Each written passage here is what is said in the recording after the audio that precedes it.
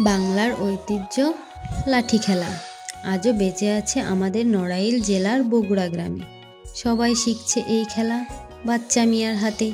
তিনি শেখান ধৈর্য, কৌশল এবং সাহস, যা এই খেলাকে শুধু খেলা নয়, একটি জীবন্ত ঐতিহ্যে পরিণত করে। এক সময় লাঠি ছিল আত্মরক্ষার একমাত্র হাতিয়ার। প্রতিটি আঘাতের মধ্যে লুকানো ছিল শক্তি ও কৌশল। আজও আমাদের গ্রামের লাঠিয়ালরা সেই ঐতিহ্য ধরে রেখেছে।